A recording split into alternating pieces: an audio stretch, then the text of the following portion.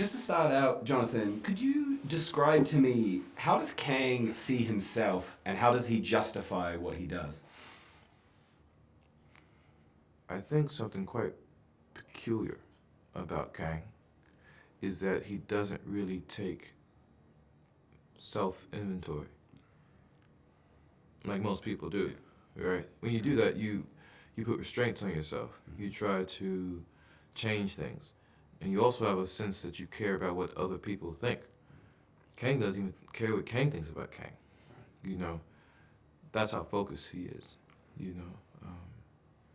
Yeah.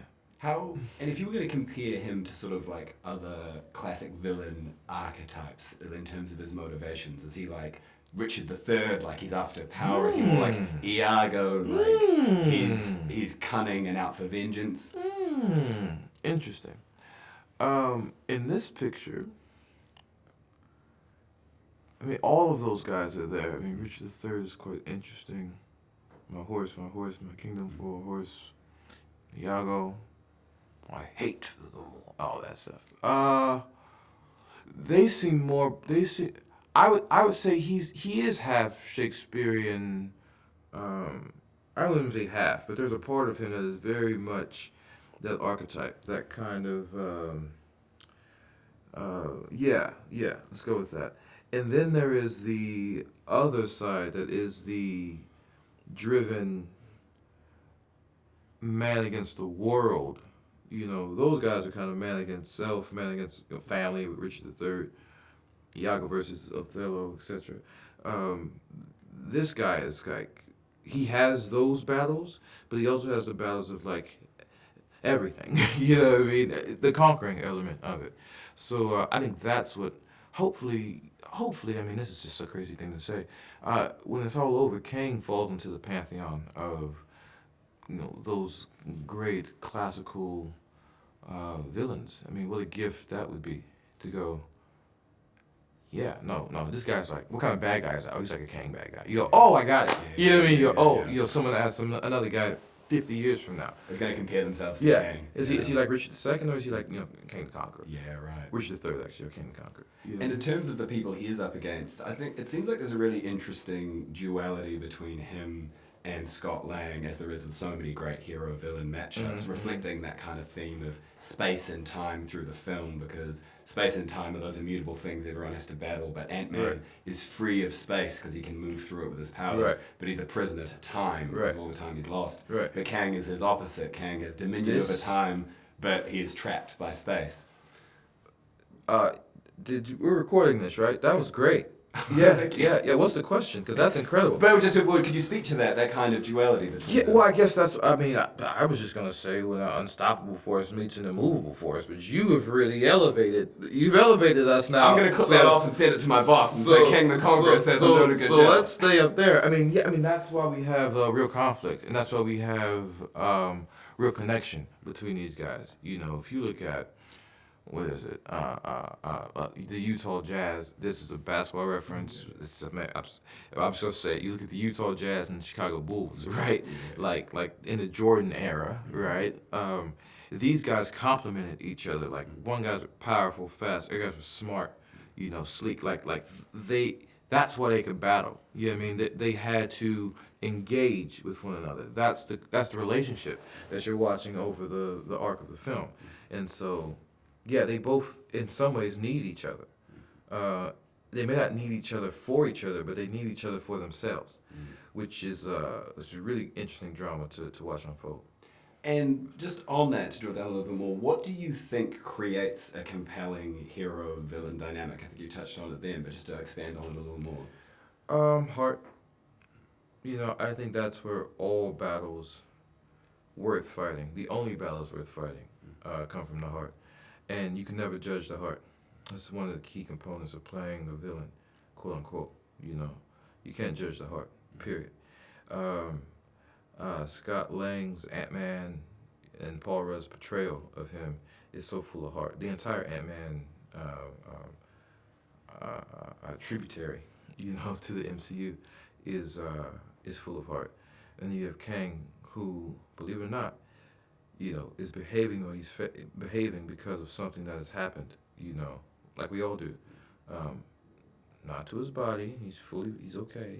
Not to his mind, he's okay, but to his heart, And so these guys are in a battle, and it's fueled by pain and uncomfortability that's in their heart. So that's why it's on that level, I think. Yeah. They're both the heroes of their own story. Of course, naturally. Yeah. Yeah.